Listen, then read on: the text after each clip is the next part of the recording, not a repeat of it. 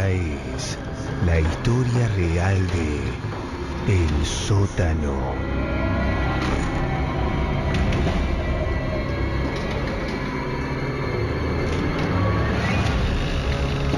Desde hace mucho tenía la intención de contar esto. Antes que nada, debo aclarar una cosa. No estoy loco. Los hechos no fueron y no son producto de mi imaginación. Habrá quienes piensen que sí. Están en todo su derecho y lo respeto. Pero cuando terminen de escuchar esto, seguro van a cambiar de opinión. Una tarde, luego de regresar del colegio, fui testigo de una de las tantas discusiones que solían tener mis padres. Él, un tipo de carácter firme; ella, ama de casa, cansada de lidiar con los quehaceres del hogar. Peleaban por casi cualquier cosa.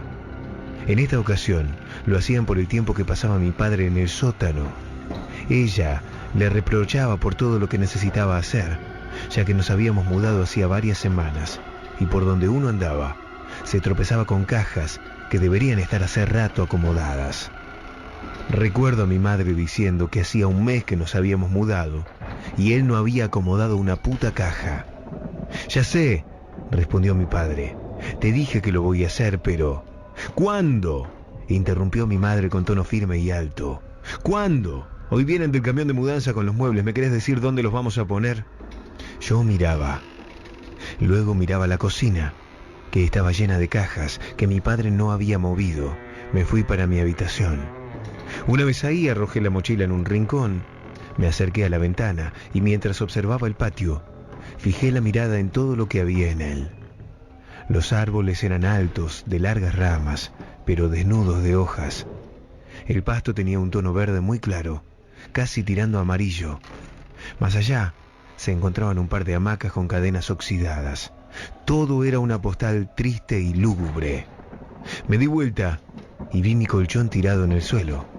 No podía creer que nos habíamos mudado hacía un mes y los muebles todavía no habían venido. Extrañaba mi cama, pero bueno, al menos no estaba durmiendo sobre el piso frío, ¿no? Pasaron unos minutos y mientras hacía la tarea, vi pasar por la puerta de mi habitación a mi padre. Llevaba varias cajas consigo. «¿Cómo pesan estas cajas de mierda?», lo escuché decir en voz baja. Todas las cajas iban al sótano.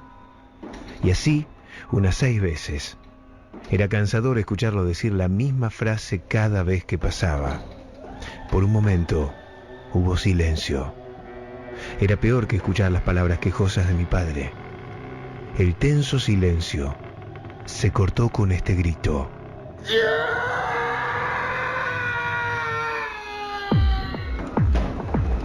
Mi madre corrió al sótano. Yo fui detrás de ella. Miraba y era todo oscuridad. Pero lo importante es que era la primera vez que veía esa parte, después de casi un mes de estar viviendo en la casa. Un detalle que llamó mi atención era que ese lugar despedía un olor muy particular, una mezcla de humedad y otras cosas que no sabría describir. Mi madre bajó las escaleras apuradas y con cada paso la madera se quejaba como si estuviera a punto de quebrarse. «Cuidado, mamá», le dije en un susurro. «Quédate ahí», me dijo, y bajó. Escuché que le decía a mi padre si le había pasado algo. Escuché también que él dijo, «A mí no», con un tono misterioso. Pero al verme, esperó que mi madre bajara y le dijo, «Vení, necesito que veas algo». Mi madre se encontró con mi padre y comenzaron a susurrarse cosas. Después, se internaron en la oscuridad del sótano y no los pude ver. Estuve parado en la puerta pensando si debía bajar o no. En ese momento una bocina muy grave rompió todo. El camión de mudanzas. Ambos salieron del sótano. Mi madre llevaba una caja de madera con muchos símbolos en la tapa y mi padre leía una pequeña nota. «Jamás abriré esta caja», lo oí decir mientras pasaba por al lado mío. «¿Qué es eso, pa?», le pregunté mientras guardaba la nota en el bolsillo. «Nada, Fede», me respondió y se alejó al recibir el camión. Pasaron 3 días desde que mi madre sacó la caja de madera del sótano. Cada vez que yo pasaba por la habitación de mis padres, podía verla sobre la mesa de luz del lado de mi madre. Una tarde, y aprovechando que ella estaba en el mercado y mi padre se encontraba en el sótano acomodando las putas cajas, entré a la habitación de ellos. Agarré la caja y sigilosamente me fui a sentar en mi cama. La caja era de madera oscura, de tamaño mediano, no pesaba mucho. En la tapa tenía dibujos raros. Uno de ellos era la cabeza de una cabra. Por último, un hilo rojo la envolvía. Durante un par de minutos me quedé observándola, dudando en si debía o no desatar el hilo y abrirla de una buena vez. Dejé las dudas de lado. Desaté el nudo y la abrí. Recuerdo ese momento y se me estremece el alma. Levanté la tapa y vi que había algo escrito en su interior. Amigo Sasui. Amigo Sasui, susurré. Terminé de decir eso y un frío proveniente de no sé dónde envolvió la habitación. Luego, un susurro que no entendí qué decía llegó a mis oídos. Desde entonces, supe que no me encontraba solo. Algo que no podía ver, pero sí presentir, se había colado en mi habitación. Amigo Sasui, pregunté. Estiré la mano.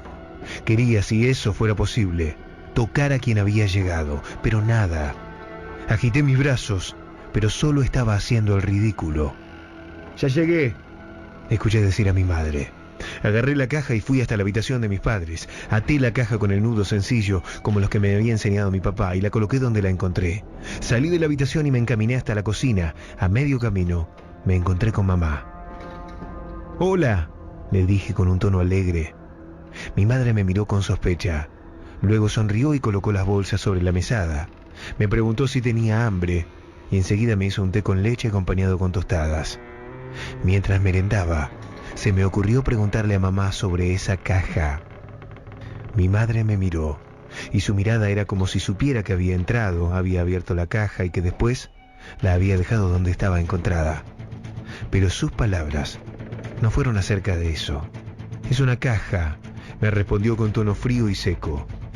«La encontramos con tu padre en el sótano. En un par de días la vamos a tirar, así que ni se te ocurra tocarla y mucho menos abrirla, ¿está bien?» Así era ella, directa. Me dijo siempre las cosas sin vuelta, así que podía responder. «Claro, entendí», le dije. Terminé de merendar y salí al patio a caminar un rato. La amenaza de mamá en la cocina quedó en el pasado. Ya no estaba en mi mente, por lo que decidí concentrarme en mi entorno. Pasto seco, hamacas oxidadas, todo muy triste. En un momento, mientras evitaba tocar los eslabones oxidados de una de las hamacas, llamó mi atención la ventana de mi habitación.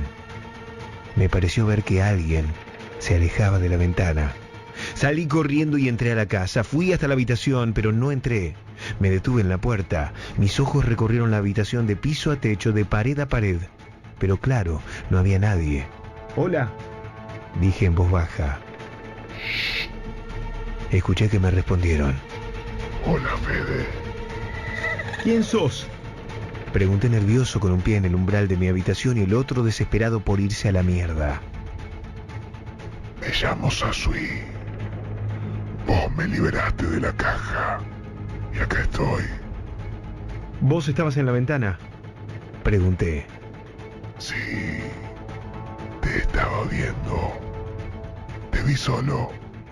Yo también estoy solo. ¿Te gustaría ser mi amigo?» «Es cierto», respondí. «A veces me siento solo, mis padres se la pasan peleando. Y bueno, recuerdo que dije, seamos amigos». «Qué bueno», exclamó Sasui. «Conmigo jamás estarás solo y nadie te hará sufrir. Te lo prometo».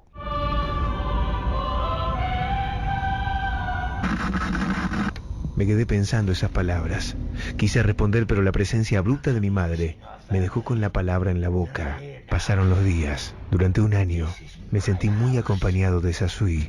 Recuerdo que una noche, en la puerta del sótano, algo me tiraba de la manga para tirarme por las escaleras. «Si gritas, te tiro por las escaleras», me dijo la voz en el oído. Nunca lo conté.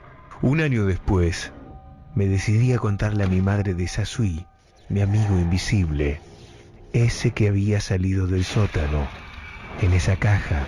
Mamá, tengo que contarte algo. Mi madre me escuchaba, dejó lo que hacía, y luego de colocar el cuchillo sobre la tabla, me prestó atención. Estaba a punto de contarle, cuando veo que el cuchillo que ella había dejado previamente sobre la tabla de cortar estaba flotando en el aire y su hoja apuntaba a la nuca de mi madre.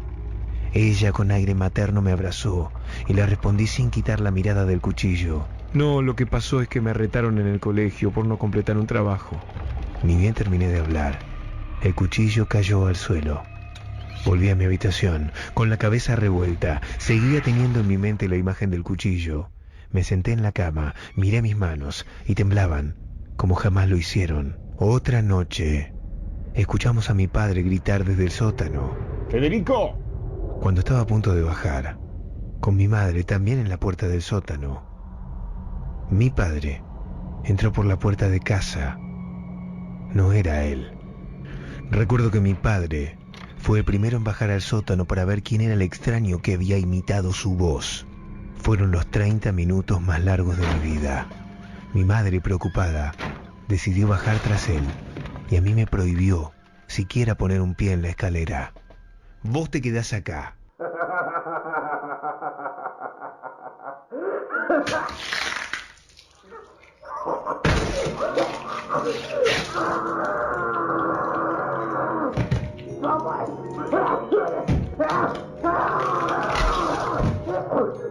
Cuando mi madre bajó, escuché el grito más desgarrador del universo.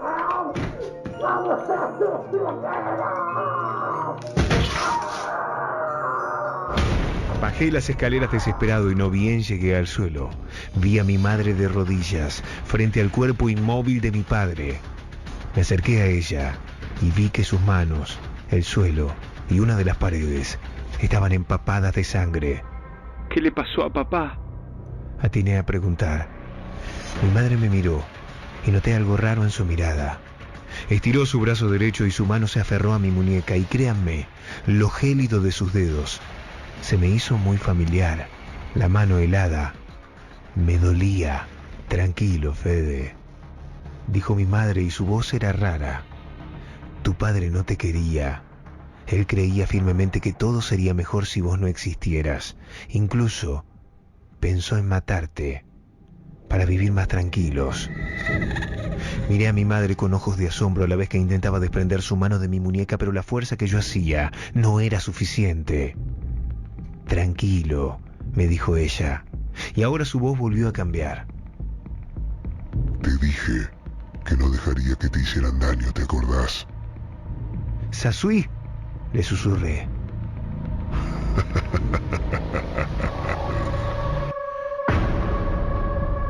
Reía mi madre con Sasui en su interior.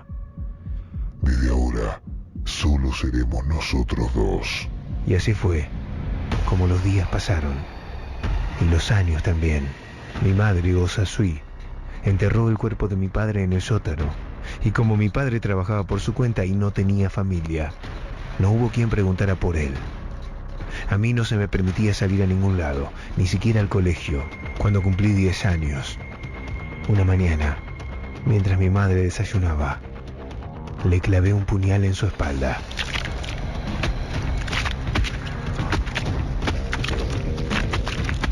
Cuando mi madre cayó dando su rostro contra el suelo, noté que eso había escapado de su cuerpo. Los días siguientes fue con la casa lleno de policías. El padre Robles de la parroquia del barrio se hizo cargo de mí. Incluso se hizo cargo de hablar con ellos. El caso quedó caratulado como homicidio agravante por el vínculo, según el informe. Mi madre sufría esquizofrenia. Asesinó a mi padre, lo enterró en el sótano. Luego cavó una tumba para mí y su deteriorado estado mental la hizo echarse a un estado de abandono total. Así viví desde los 10 hasta los 25 años, en la parroquia, con un tutor. Sin embargo, cuando cumplí 26, el padre Augusto, otro sacerdote, me relató otra historia. Sasui Era un chico que vivía junto a 3 hermanos, en un orfanato afuera de Capital. Y según se supo, los 3 eran de una maldad jamás vista.